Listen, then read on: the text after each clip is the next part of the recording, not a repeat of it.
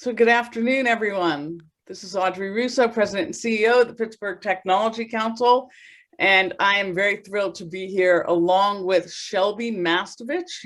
She is here from my team. I know she's somewhere out here, and she's pretty awesome. She runs these CMO Insights series, and through this series, our objective is to make sure that we're showcasing the leading practices and professionals that are helping transform the marketing landscape in Pittsburgh and across the globe. We've had amazing people that have joined us, and the lessons learned definitely hit home to Pittsburgh. It's not just unique in other locations. So I'm very thrilled to welcome our special guest today and would like to introduce our own moderator, Allison Kaharick. She is on our team. She has an amazing background in her own right. She is our council's director of major programs and has just an extensive background and passion for marketing. So before blessing us with her expertise at the Tech Council, she served as marketing operations and event manager at Black Box and previously worked at the Alzheimer's Association, Merrick Towel Communications, and Printing Industries of America. So she's been able to sort of blend this expertise for us and just ramp up our own persona and our own voice in terms of what we have. Listen, and 2020 has certainly been a year for us to really think through who we are, what we do, how we articulate ourselves as an organization, and to make sure that we're just doing the best that we can to make sure that we're connecting people and highlighting. So Allison, I'm going to pass the baton over to Allison because she's way better at this than I am.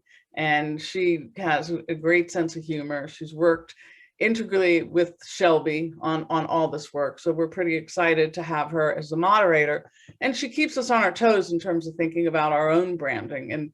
And over the last year, we've had to think through who we are and how we convey the work that we do, and we're still learning. So we hope to learn from all of you because the representation here is just incredible in terms of sectors.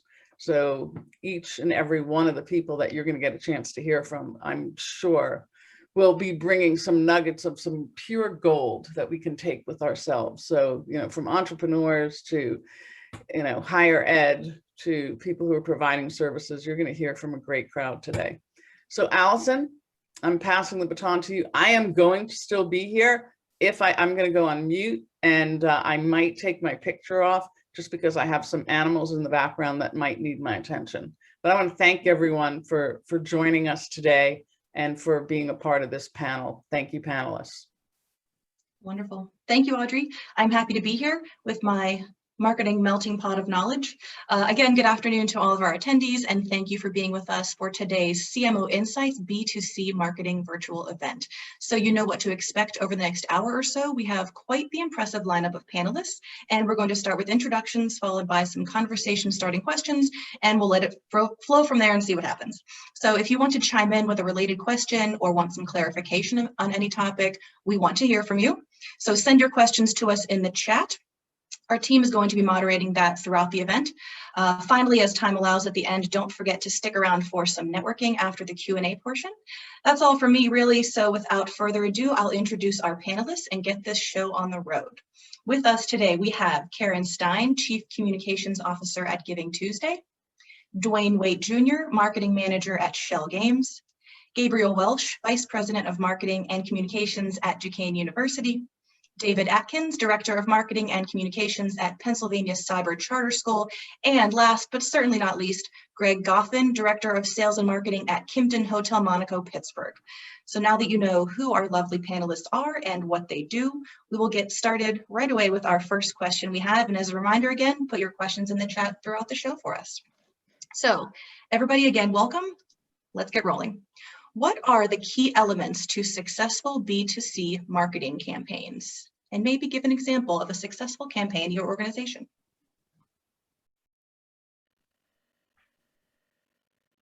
Well, I guess I'll go first. Yeah, so for us, the way that we at Schell Games start, mostly is just a strategy. You have a good strategy and plan and in mind, and as you execute your strategy, what we have found to be really successful is just making sure we have the ability to pivot. One example of that is our virtual reality sword fighting game, Until You Fall. We discovered just a roundabout that a lot of our core players who we didn't know it beforehand were esports players as well. So there was a really interesting audience that overlapped there. So we were able to, pivot, change some of our events, change some of our messaging and how we positioned the game, and we were able to attract that, other segment of hardcore type play. So yeah, just having the strategy in mind. But if the strategy doesn't come exactly as you thought, the being able and willing to pivot, you might have to acknowledge that you were wrong, or you just didn't quite understand your audience as much as you thought you did. But once you're able to adapt your strategy, you can see some successful results. I would build on Dwayne's statement about knowing who your audience is, knowing your strategy. So I work in higher ed, and in many ways, we were B2C for a long time, going directly to our consumers. And in the last few decades, various intermediaries, professional counselors, rankings, magazines and guidebooks and so forth, inserted themselves into that relationship. And as a result, it seems easy and obvious to say you should know what your consumers, what your prospects want. And yet, when the intermediaries become ranking and so forth, and you think about what you need, good test scores, prestige, broad demographic base, and so forth, you have to sometimes remind yourself as you're strategizing to know what people want from your institution and why your institution fits that need specifically. And so that strategy of that fundamental, knowing what your audience needs from you and wants from you and values from you is the place to start. Yeah, I would heartily agree. I think, in particularly in the nonprofit space, but I think across all sectors, in taking that one step further to think about what are the compelling stories that will move someone. And so to go beyond sort of who, the surface level of who your audience is and what they want, but really thinking about what are the motivations, the desires, the emotions that you're thinking about evoking with the campaign. And then attaching to that, maybe even in that scenario, but I think in many others, who are the other people that can help you tell that story or connect your audience with that story, and who might be a great messenger for that story. And so, for GivingTuesday in the nonprofit space, it's often not the organizations themselves telling that story. It's the peers, the beneficiaries, the other donors, the other supporters who are getting involved and sharing their passion that really sparks something in the rest of the community. And so we really try to think about it that way, and think about our campaigns as means to activate those message carriers versus us being the sole message carrier ourselves. Those evangelists are the folks who will take your message out into the world. And one of the things that makes your marketing message ring true and go deep with folks is the truth. And there's no better person to tell the truth than the person who is enraptured by your brand. They love, they live, they believe your brand, and they'll go out in the community and do that just perfectly for you. Yeah, I was going to say something that Caryn touched on is just the experience. And when Kimpton is an experiential brand, and we're constantly trying to tell the story within a transactional marketing campaign. And I think that we want to create emotion and tell that story to get people to buy ultimately. And so with all the campaigns, it's really about, for us, the Kimpton experience, which is ultimately our desire to inspire and delight people. So I think that echoes true, I think, for everybody shaking their head. And I think that's really, the core of what B2C marketing is. Wonderful. Some great answers from everybody. Thank you. On to the next one. I would say, obviously, the pandemic has changed your marketing strategies. So we want to know, what does the COVID restart look like? You know, we've heard about getting, and I use air quotes, back to normal for a while. So what's the after this? We're not there yet, but if you had to define it, what would you say the COVID restart looks like? I think that there is to coin a phrase that one of our panelists actually said, Greg, it's the reawakening, because the pandemic has put a lens on every aspect of marketing that we do.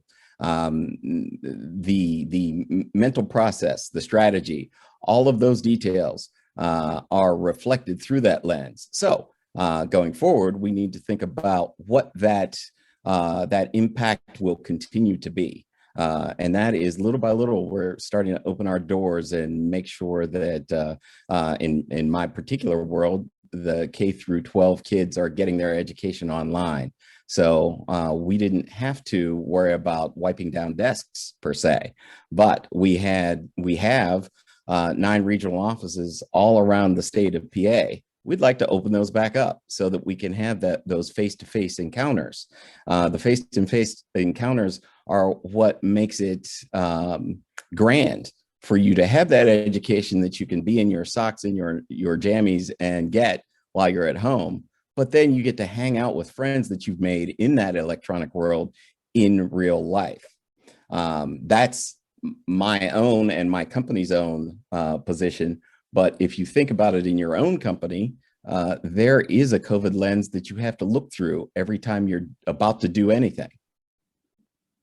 Absolutely right. So to build on what David says, we operate a residential learning environment in a city where there are people who often are away from their very protective parents for the first time. And so what we're seeing is, typically in higher ed, it's, do you have my program? Where are you located? And what do you cost? And now it's those 3 things plus, how safe are you? Not only are you wiping down the surfaces, but what do your bedrooms look like? What does your virus control plan look like? Is a vaccine required or not? All those things are becoming not only part of the transaction, but how you handle them becomes part of the story and part of the market and the value proposition. And so I think I'm already in conversations with peers in higher ed about, how is hygiene a marketing tool? How is safety part of your story? Beyond just the statistics of where you happen to be. So that's going to be really big outdoors. And also for those individuals, faculty and staff who come here and provide the experience, you're also doing internal marketing, making sure that they understand that this environment is being maintained and created and sustained in a way that they can feel safe, productive, and provide value for your customer. Yeah, if I could echo that, I think Gabriel and I are in similar situations with, in terms of marketing safety. I don't know that there's industries that have been more affected by COVID-19 than the restaurant and hotel industry, and how we begin to welcome people back to our facility. When we actually can. We're still under some pretty heavy regulations in terms of group gatherings and those sorts of things. So I think we began a year ago with safety, and now I'm more in the point of marketing where we're trying to offer digital tools so people can experience our hotel without necessarily having to come here if they don't feel comfortable yet.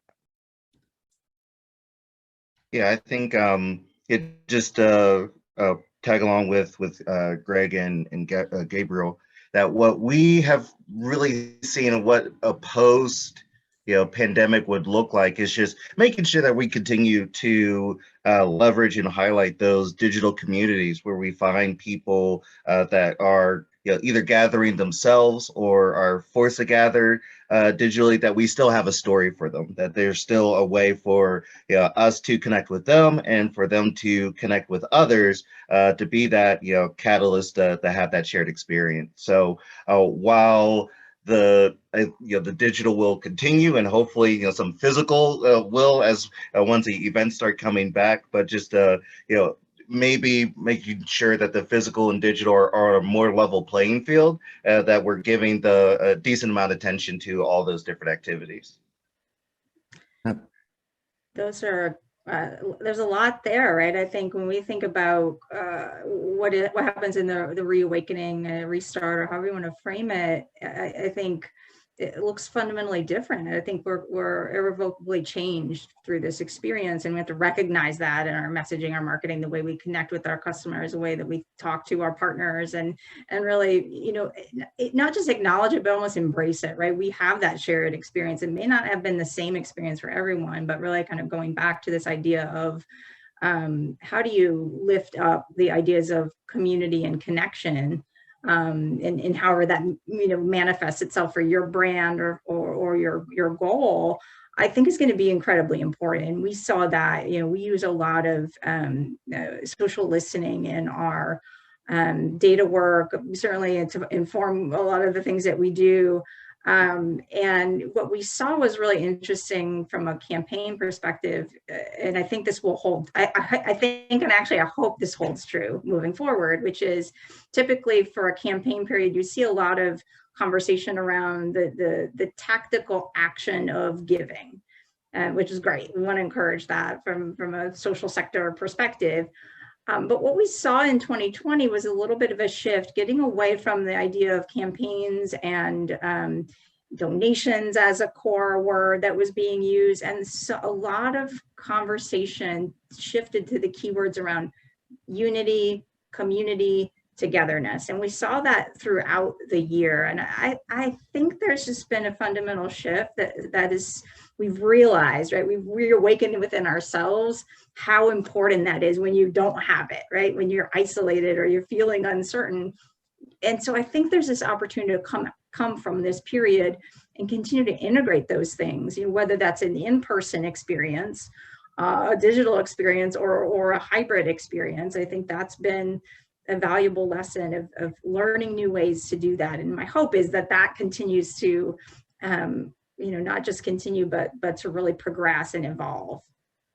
Caryn hit the nail on the head, because those marketing moments have been here. They're just new moments. We can't ignore them. We have to embrace these new style of moments and allow them to be the new fundamentals in the communities that we reach out to. She hit it dead on. Yay. Thank you.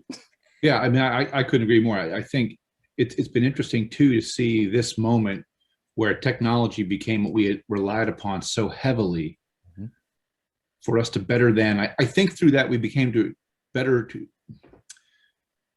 ended up in a better place to understand it as a tool and not a condition, right? So we got into a position where now, to Caryn's point, those interactions that we're dealing with are part of it. We can better enhance that with technology.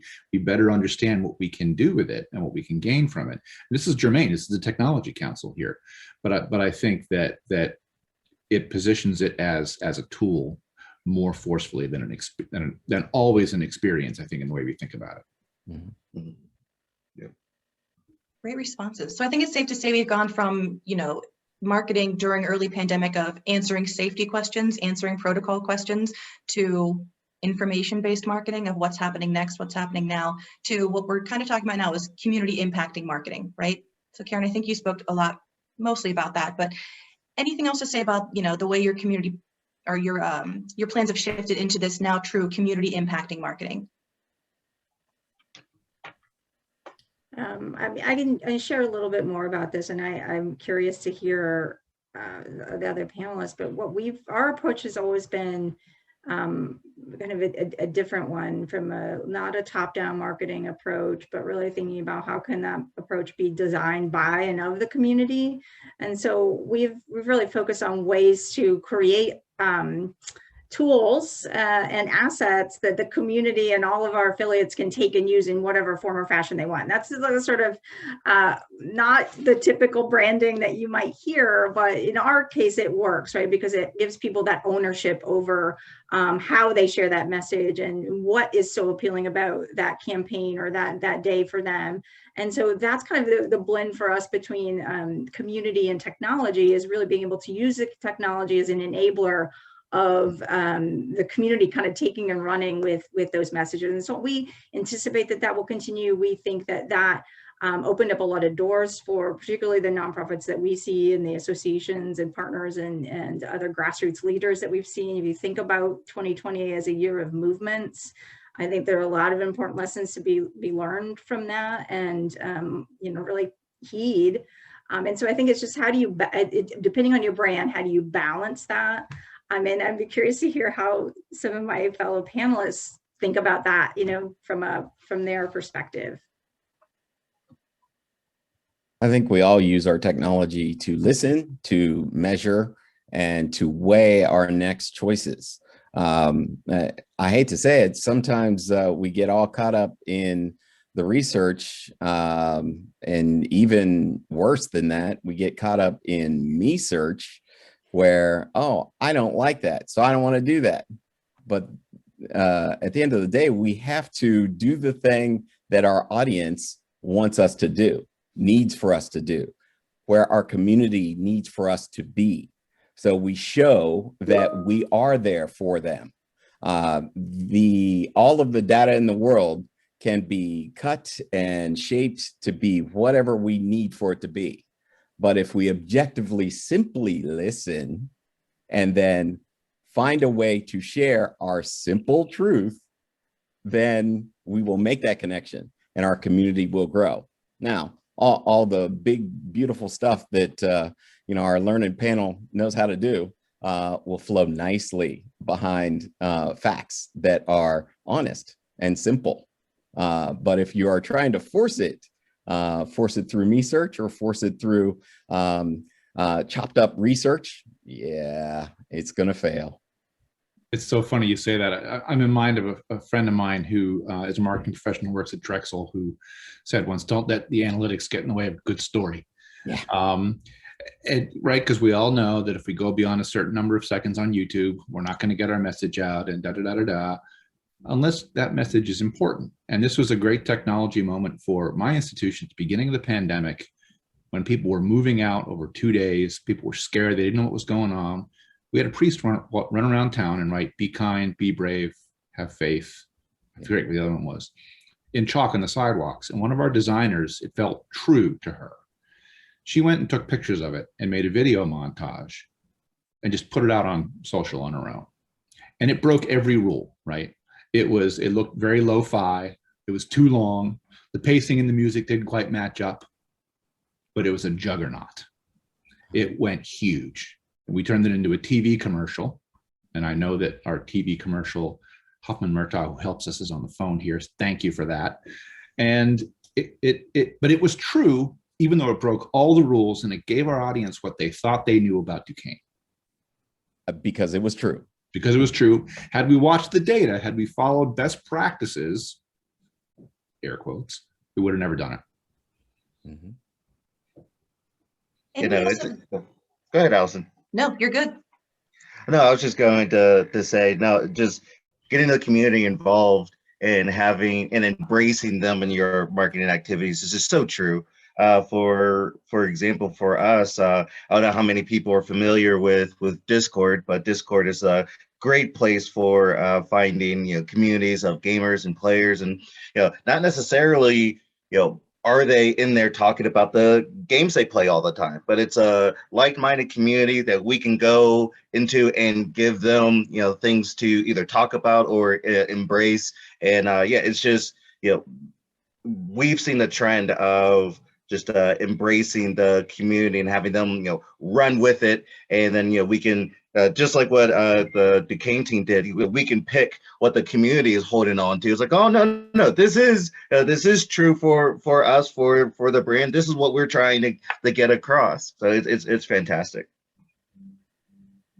Absolutely. Audrey just made a post talking about the pressure to utilize analytics is high, and she's right. Our bosses want us to use the analytics because that's the quantifiable way.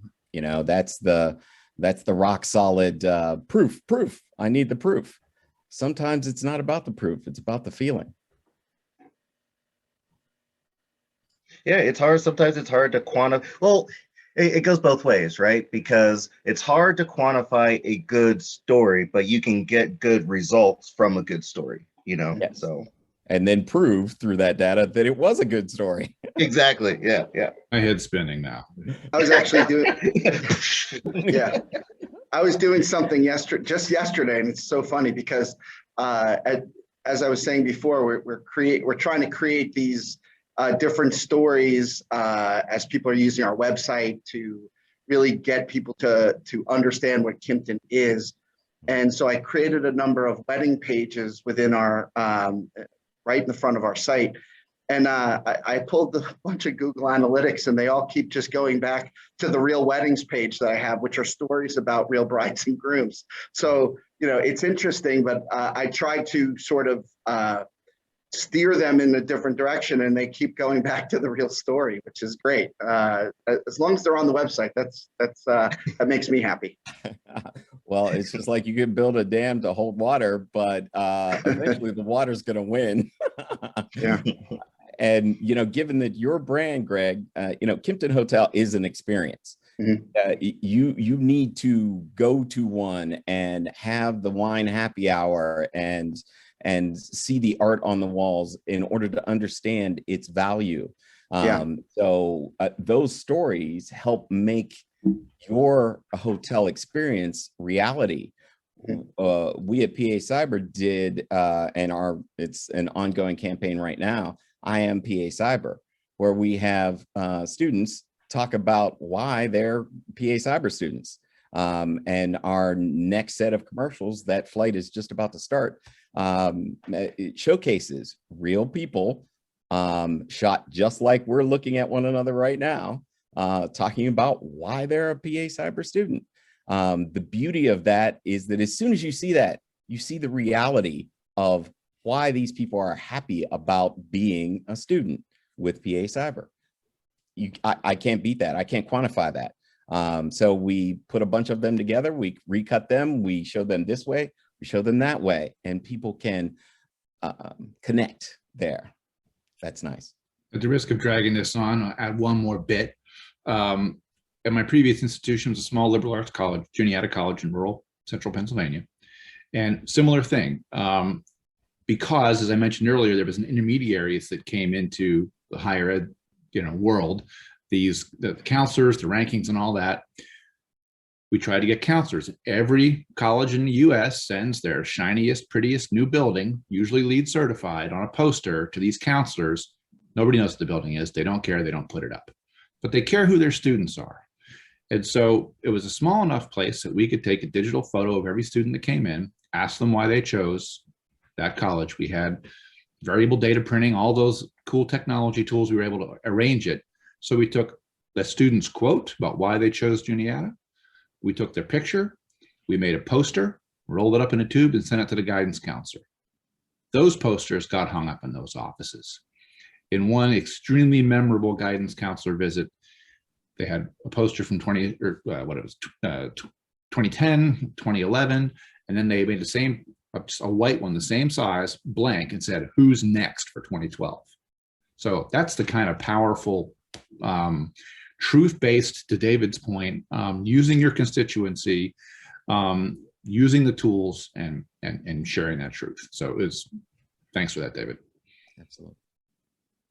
Yeah, this is good stuff. And kind of oh, go ahead, Caryn. I was just going to add, I think that's so powerful because, you have the need for authenticity there, but I think there's also a reminder where you need to allow your customer to feel like, to see themselves as part of that story. Like, are you leaving space for that there? And I mean, that's just a very visceral example of that, but I think it's so important.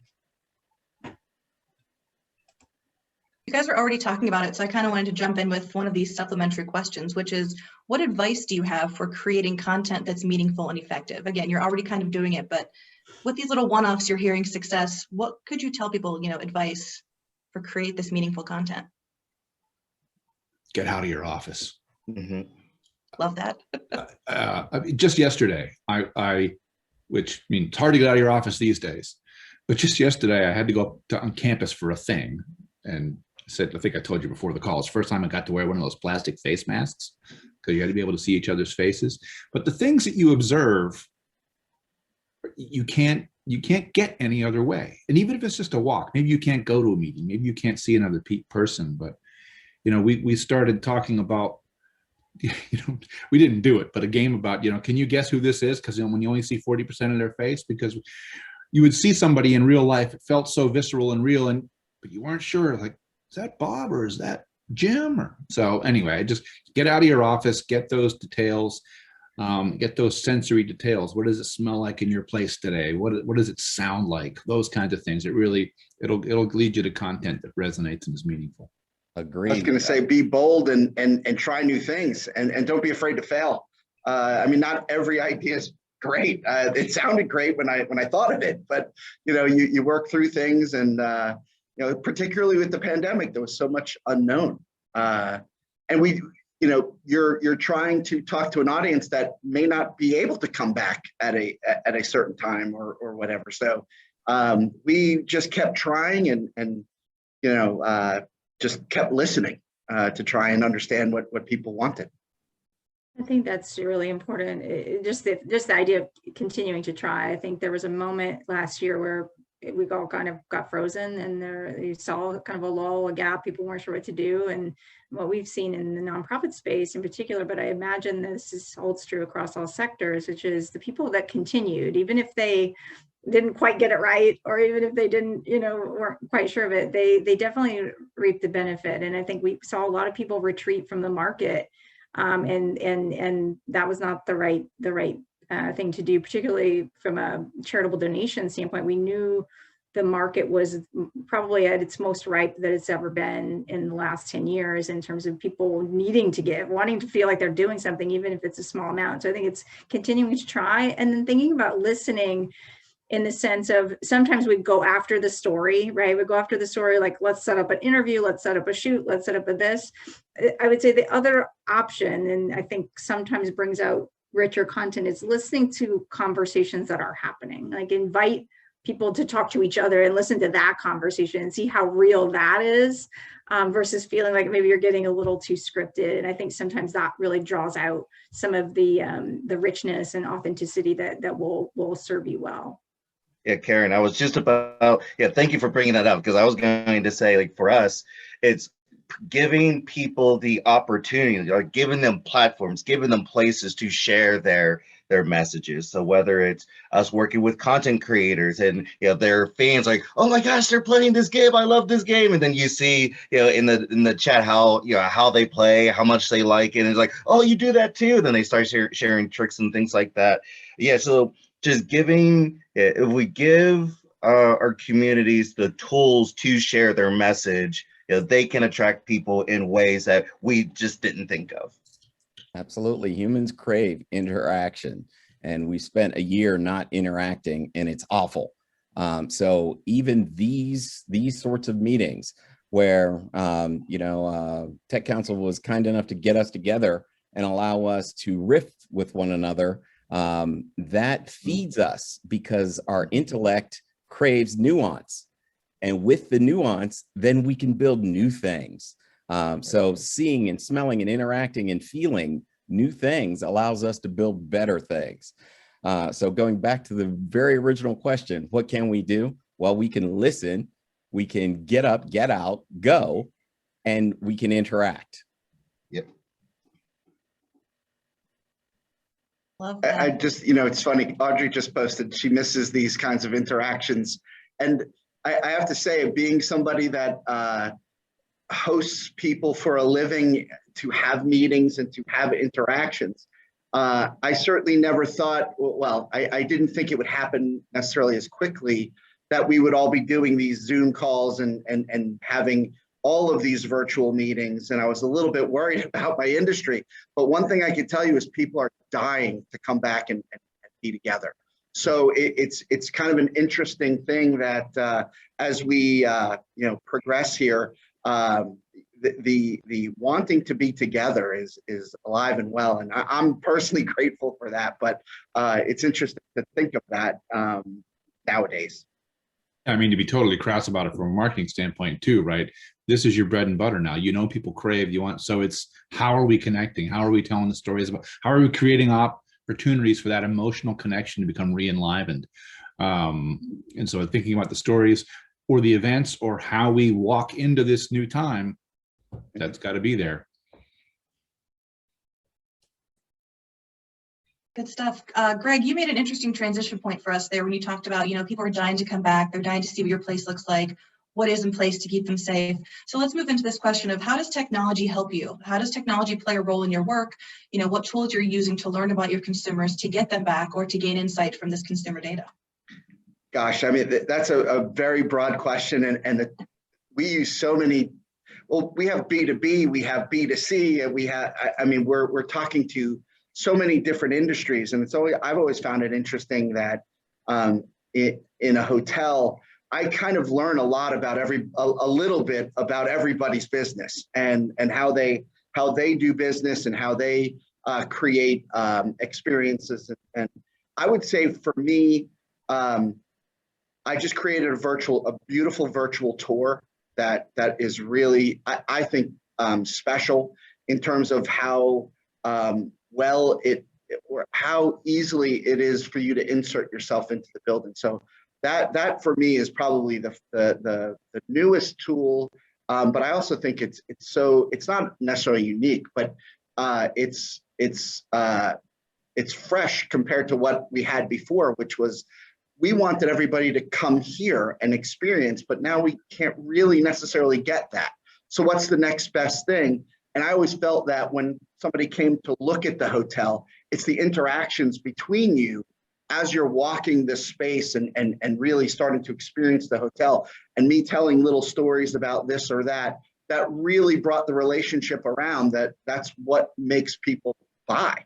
And how do you do that in a virtual environment with photographs? And the virtual tour, I think, answers a lot of those questions, because I can now do a Zoom meeting and I can walk somebody through, have the same sort of conversation, tell the same stories, and it's almost as good, which is I'll take almost versus none, which is what we had just a few months ago. So I think to what's going to stay with us too, I think one of the things that's interesting is we're thinking more and more about how to blend that, right? So it used to be that students didn't use our virtual tour very much at all on our website because they knew that they were going to try to fit us into the college visit. What's interesting now, though, is that obviously the numbers on that tour went up, but then the number of special requests around visits, so they now understand it as a 1-2 rather than right. one or the other. And so we're thinking about what are the opportunities there to have more, you know, are you this kind of person or interested in this kind of thing? Take this virtual tour. Are you interested in, so that might be a little pie in the sky given how much it costs to do virtual tours, but it's something we're thinking about based on what we're seeing in user behavior and imagination. And there are flavors of those user tours. Because your community is vast, you're right. able to tap into students who are doing that virtual tour aspect for you because they're showing their favorite place on campus to eat, right. You know, their favorite place to hang out, and your social listening tools are curating those things so that you can drop those nuggets as need be. I will tell you that with PA Cyber, we needed to calm fear because so much of the past year has been about fear, and we needed to remind folks that our community is safe. So you don't have to be afraid to be a student with our school. And it took a minute to realize that. And again, the me search research play here, we were all sitting in a room realizing that the whole world is operating under fear. We have delayed stress going on. You know, we hear a loud noise and we all jump. So let's make our marketing kinder and gentler so that people are like, ah. Kind and gentle marketing. Who would have thunk it? We're kind of already talking about this, I think it's safe to say the pandemic closed a lot of doors for a lot of people. We can't deny that, but it also completely changed the way we work. So any examples or more examples of doors that the pandemic has opened for you from a marketing viewpoint or other? And again, we're already talking about it with bringing a virtual walkthrough to somebody. So what doors has the pandemic opened for you in the way you do business or the way you market to your audience? I can take that one to start with. My experience is going to be a little bit different because PA Cyber went from, standard growth pattern of enrollment to we were at our state mandated enrollment cap even before last school year started. So typically our conversion work in marketing is to get more students to enroll, right? Since we were at our enrollment cap, we couldn't do that anymore. So we had to pivot. And I believe Dwayne said, if you don't know how to pivot, you're not doing it right. So we had to pivot. And it became brand enhancement and reminding folks that PA Cyber had been around for 20 years. We're good at this. If your local brick and mortar school district isn't good at it, take a look at us. Unfortunately, we're full right now. So if you want to get on our wait list, you can, but let me tell you more about the things that we know about online education. So we kind of shifted a little bit. So I'm wondering if anybody else had an impact that made you actually change your marketing. Yeah, oh, go ahead. No, go ahead, Dwayne. Oh, yeah, I guess for us, we had the opportunity just to be, a little bit more aggressive, because, people are staying at home. Well, if you're not working, you might as well play some games. Here's some games, go play. So we had a chance to be, just a little bit more direct instead of, oh, here's this interactive experience that you could join with others. Like, no, get VR. It's easy now. You're not doing anything. You're not going out to eat. Play some games. So it was a lot of fun for us to be a little bit more direct with our messaging, a chance to do some fun advertising with content creators to tell everybody, like, hey, this game's on sale. What else are you doing right now? Might as well play some games. So yeah, we had a lot of a chance to be a little bit more creative and direct this coming year or this past year. So what will be interesting with the kind of tools and communities that we've built, how do we continue, with that digital presence? And like Gabriel said, how do we enhance that with the physical presence whenever we do, conventions and events and doing, in-person play testing? How do we bring that all into one will be something to see. I will say, Dwayne, that it's companies like yours seizing that opportunity that have reduced the space available on my phone. So thank you for that. You're welcome. So a couple of things that have come out that are germane to this, one of which is, so there's the entire fundraising alumni relations element of higher ed as well, which I'm sure Caryn knows very well. And the conventional wisdom is go to a city, hold an event, the important folks show up, and it opens up your gift officers for going and soliciting. And everyone was lamenting, oh no, we're not going to have any events. How are we? Attendance at our virtual events for alumni defied all of our expectations. I think people looking for some kind of connection, and I think us forgetting for a moment that it's not like they could go to anybody else's events. So of course they wanted to talk to other alumni. Of course they wanted to hear from the university, and they cared. They wanted to know what was happening for students. And so we're now looking at where does it make sense to do more virtual events as well as the typical, events that we would do. The second thing that we also discovered, and this was a little bit different, colleges and universities often have a J term, right? It's an extended January term. They delay the start of spring classes. We haven't done that. We've been experimenting, wondering for years. Well, this year we had a good reason to delay. We also found some professors who were willing to offer free 1 or 2 week courses on things like Christianity and Harry Potter, or what will we do with our robot overlords? No credit, no grades, open to parents and students to see how they would take them up. We had a huge response. So students got to do something, it kept them engaged, but parents also got to see a little bit more about what education looks like now versus what they may recall when they were in school, which helped with parent relations. So some things that we're thinking about how we're going to keep some of it. I think it definitely helps you expand your footprint. Who else can you serve? Who else can come to the table now?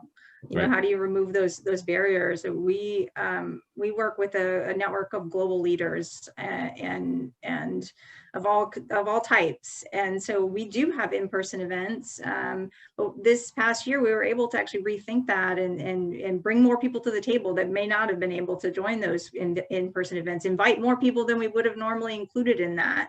You know, space to share ideas. You know, have community and think about that. And not having the events actually allowed us to reallocate some of those resources to other things. And so we were able to launch a couple of new things during the pandemic, which sounds counterintuitive, but just another way to pivot and say, how could we use that to do something else that's really necessary right now? So we were able to launch a program that offered micro granting to grassroots leaders and an online experience to kind of help coach them through their project. And again, kind of just fostering more connection and community that continues, you know, and we hope to continue that moving forward. So I think it actually has helped us think about what were the barriers that were in place and what are those that we actually don't have to carry forward. Yeah, for us, it was who can come here, and from there it was developing the marketing for it. And you know, what we found, we already knew that we were very much a social hotel. Certainly, you know, we had plenty of corporate business and association business, but really at the core of who we are, it was social. And it really allowed me to look at the wedding market specifically. And it was just, how can we accelerate the folks through the sales cycle through marketing so that we can talk to more people with a smaller staff. And I was just looking at numbers the other day, and we doubled the amount of groups of weddings that we had even in 2019. So we were able to replace some stuff. I mean, we're still not obviously whole here, but it was an eye-opening experience, to say the least, that you know, we were able to really pivot into that.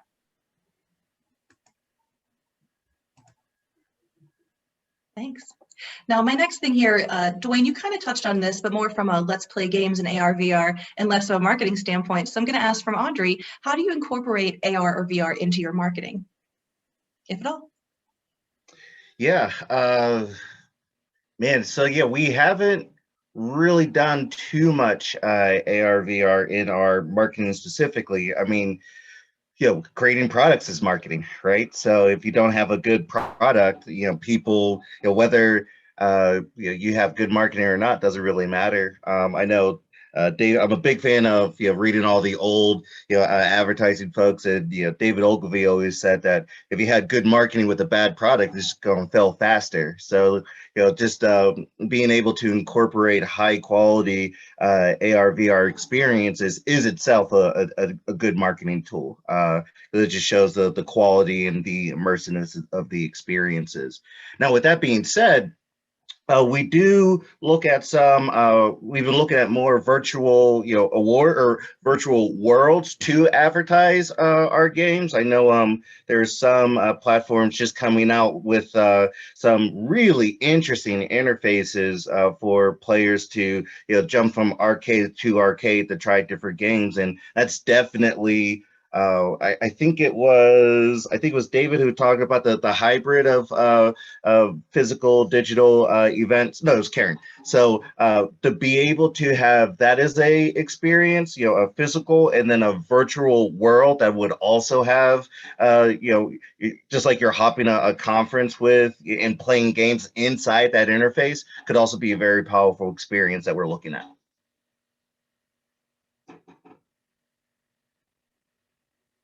Sounds good. Anybody else on AR, VR incorporated into your marketing?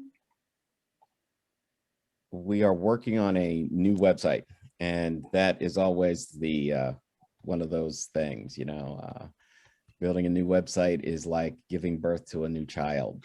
And you want that child to be successful, but the more that you build in, the more top heavy it can be.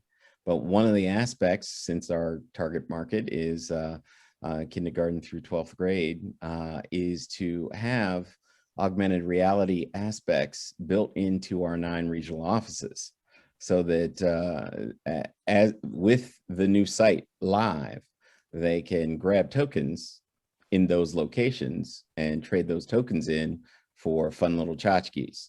And that makes it so that these kids are playing a little Pokemon Go-esque in order to get a PA Cyber t-shirt, or even just the pencil in our little owl head eraser, something like that. So these are all ideas that are being tossed around as we develop this new website. And it's one of those circumstances where if it stays on the drawing table for too long, it will be this Bentley that you can never get built.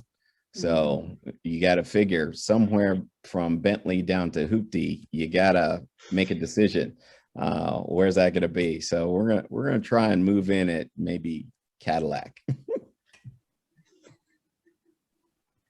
I like your car scale, David. Thank you for that. You actually said a really interesting buzzword for me, especially I think for all marketers, which is, say with me now, tchotchke. People love stuff, right? So how have you guys worked through the giving away of stuff during the pandemic, right? You're not meeting somebody, you don't get to hand them a little thing with your logo on it. Anything you can recommend or things you've done throughout the pandemic to stay in front of people or send them something or give that personal touch while we're all home? Social media surprise and delight. Pop-up contest, it lasts for a couple of hours or a couple of days. You randomly select, or maybe something stands out, and then you give that gift and you move on. All by mail, by the way. Mm-hmm. Yeah, we did something similar for the holidays. We ended up sending basically like a virtual cocktail experience to a number of our guests, where they received a package in the mail that was make your own cocktails, which was a huge hit, especially in December. But yeah, that was a really fun idea that we had. Well, Greg, where's mine? Jeez. Yeah, I'll be sending you my address after Yeah, this. seriously. Yeah, hook us up now. Soon, it's in the mail. Yeah, I'm ready. Let's Could have do led it. with that, Greg. I would say we do less about physical objects. Again, just sometimes it doesn't work cross borders, but we usually use recognition as a reward and a gift, right? To say, we loved what you did. We're going to put you in the spotlight, or we want to invite you to come on our next live stream and just be our guests. And so just picking different stories from our community, picking different people who we want to build those relationships with as partners, as platforms, and really thinking about how to kind of mix those things together. Making it fun, making it worth their time, but also just making it feel special. I think for us has been the key thing. And again, I think we've learned to experiment. Some of it didn't work as great as we had hoped, and some of it did. And so it's constant learning. But that's how we kind of think about a tchotchke more as a spotlight. Yeah, we do monthly challenges in some of our different communities, and for the games, and they're based on different scores or speed runs, and then either awarded based on skill, or like David was talking about, just a random drawing. They get t-shirts and thunder sticks, stickers, like Audrey was saying before, everybody loves stickers. You won't turn a sticker down. So yeah, that's a way for us to keep them involved, and people post them and say that they got this, and so it's exciting. Good stuff. That was one of my favorite questions today. I like hearing what everybody else is doing to get these. I found myself one day in the pandemic driving around to people's houses, socially distanced, dropping off gift bags because we wanted them to have this thing, right? So we're all learning how to stay in front of people and stay present. We had a question in the chat, which is a great one, from Carlos Tribino. Thank you, Carlos. He says, just curious, has anyone used Clubhouse to advertise, or anything you can share about that? Not using Clubhouse to advertise necessarily, but certainly being part of the conversation and participating, a lot of listening to be done there as well. And so I think it's thinking about how can you learn who's on the platform, what are they talking about, and maybe then using that to inform how you might approach it. I think we'll plan to do some events there, which, you know, I guess is advertising for us, and just host a couple of conversations and see where it goes. I have no idea how to predict that. I'm curious for other people, even in the chat, you know, are you using it, and what are you seeing? We tend not to use things until the 16 to 22-year-old crowd uses them. And this is not one that they are using I agree. widely that we know of yet. Great point. TikTok, though. TikTok and Reddit. TikTok and Reddit. Yep. TikTok. Are you guys and on Reddit. TikTok? Are you guys marketing on TikTok? Or what is your experience? So it's funny because we're having that discussion, because if you'd asked me 3 months ago, I'd have said it's a cesspit. It is doing a lot of work on branding itself differently. In fact, you see the television commercials, it makes it look very wholesome. But it also has a very low threshold for inauthenticity. And the minute you so much as cross it, and there's no advertising there. So right now, Caryn said it best, we're listening, watching, being aware. Our students we don't have a lot of students who are on it as active TikTokers who identify as Duquesne students, but we are watching it. I think a campus-wide TikTok dance for Duquesne. We had a GivingTuesday dance, which was, it was like, I did not do that, let's be clear, but we have a youth engagement program, and the kids did it. They made it up, and then they did a collaborative video, so you sort of see the different cuts go from one person to the other. So I think that idea around authenticity and community is really strong on TikTok. I think we just pulled some data out about the people who are most likely to be talking about connection and community and generosity. They're like outsized on TikTok now. And so I'm not really sure how to dig into that data, but it was an interesting point for us to really trying to think about not just the platforms themselves and the demographics, but what you can glean from the activity that's going on there and how you might be able to hook into that in a way that makes sense for you, I think is really important. So that is going to be, I think, a key strategy. And we're encouraging a lot of our partners and organizations to at least dip their toe in the water, right? Understand what it is before you write it off. Right. Great point. And now that we're talking about social media, I'm just thinking, if you're willing to answer, want to share. I know we talk about metrics and the data doesn't always tell the story, but what is your most popular platform? Is it LinkedIn? Is it Facebook, Instagram, or is it just driving people to your website? I know it's different for all of you, based on what you guys do. Hands down, Instagram for us. I mean, we're very photogenic. I mean, the hotel is. Instagram for us as well. It's Facebook for us because that is where our main demographic is, the moms and to some degree dads of kids. When they finally get the kids put to bed, they're perusing their Facebook and they're interacting and sharing. So that's big for us. I think for us, it's a split across our audience segments. And so you'll see a really different strategy from our Instagram and TikTok, much more focused about empowering individuals to understanding how they might get involved, inspiring stories, or really using the platform for that. Whereas the Twitter and Facebook are much more skewed toward capacity building, connection, leadership, all of those things, really thinking about who can come together and build campaigns and build the activation points for those people. So it's a little bit different. We find them all really valuable. And again, trying to figure out what comes next on that list. Caryn's point is great. She finds value in every one of them, but she has to use them in different ways. So that is a point that we all certainly agree with, but it needs to be driven home. That I just had an executive, a C-level executive, say to me, LinkedIn, is that even useful? And I had a bit of a conniption when I heard that. Yeah, it's useful. Just like any of these other social mediums are useful, but they have to be the kind of useful for you that they are. In other words, if your audience is not in Instagram, then don't toil in Instagram. You know, speak to the place where your audience is. And then after that, for your own edification and your brand's edification, you can move into other social mediums. Yeah, I tell people it's a saw, a sword, a steak knife, and a razor. They're all sharp, but you do different things. Indeed. Very good.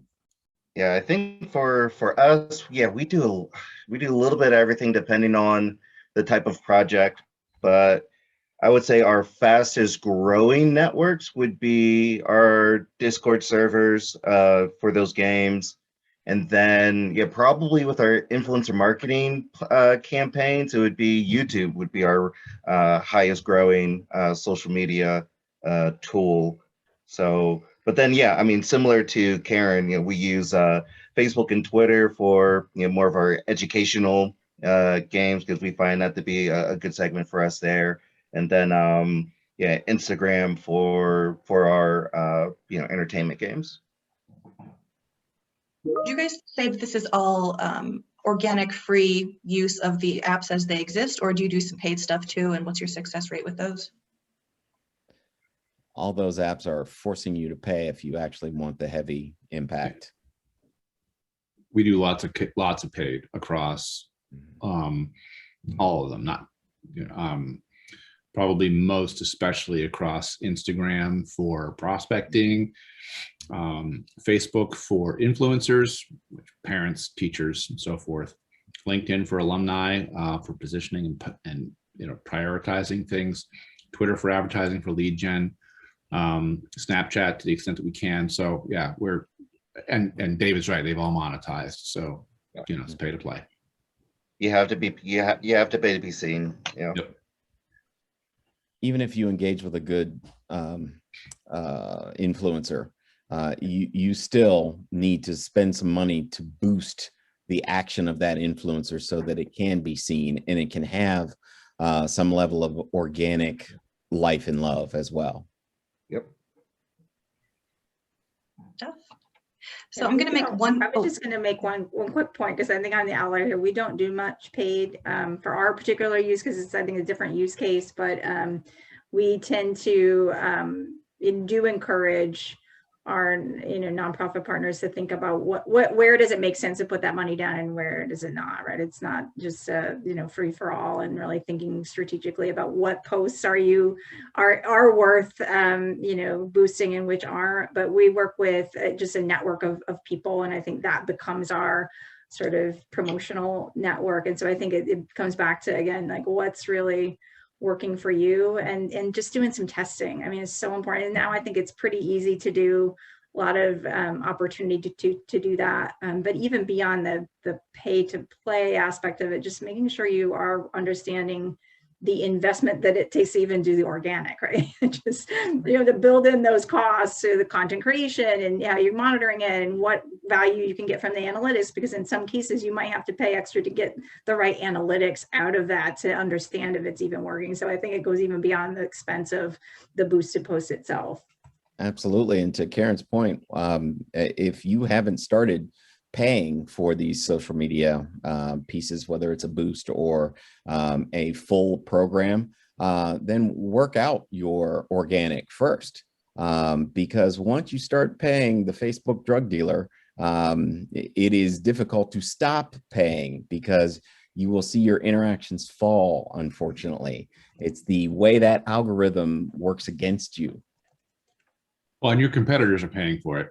One of the most painful, hilarious ways we saw this, my last institution, we had an open house day. We put up our video. The enrollment counselor played it from YouTube, which we would have advised him to do differently. And the opening ad was against our top overlap competitor, and we couldn't push past it. So a whole 150 people who were there for a visit got to see our competitor's commercial. Oops. They were buying it, right? Yeah, if they're not buying it, they are. That's true. Mm-hmm. Stuff. So I'm going to give one final push to our audience for sending some questions in the chat before I ask my last question to our panelists. So here it is, folks. If you have any questions for our panelists before we send you into some networking, speak now or forever hold your peace. I'll wait. And while we ask our last question, it is anything we haven't talked about that you guys think is really important, a question somebody maybe hasn't asked that you'd like to speak to. I think now is a great time for that. That's a good question.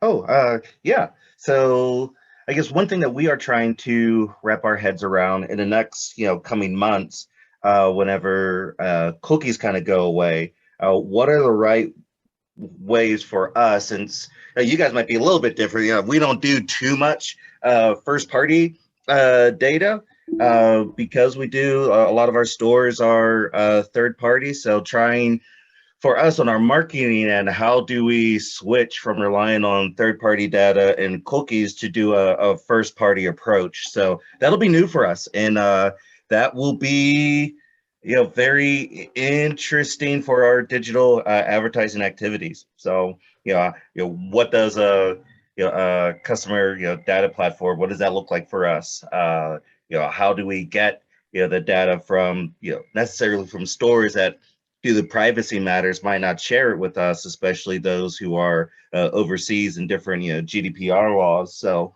that'll be a fun challenge for us to try and tackle.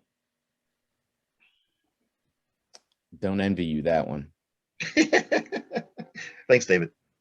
HTML5 and pixel tracking will help, but even the brand platforms, Facebook and IG and so forth, they don't have all that worked out yet. So we will have to kind of keep our powder dry until the giants that run it have it figured out, and then we can, draft behind them. Right. Right. So I didn't see any extra questions come in, but we have a little conversation going about Charli D'Amelio on TikTok. So Caryn, awesome on getting a little bit of free advertising from her. I know she's like top of the top, so that's cool to see.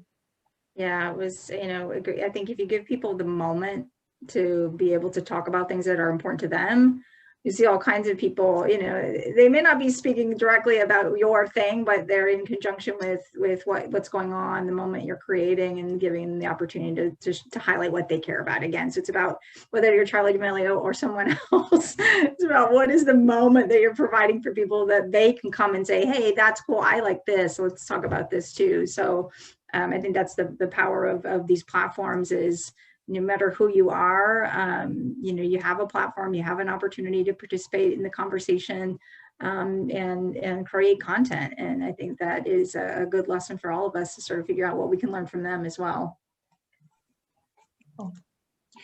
Thank you. So no more questions have come in, and I think we are at 3:08. We technically have until 3:30 if people want to stick around for the networking. So for now, I would say thank everyone thank you for joining us, thanking our panelists, you guys, and sharing your knowledge, your expertise with our community.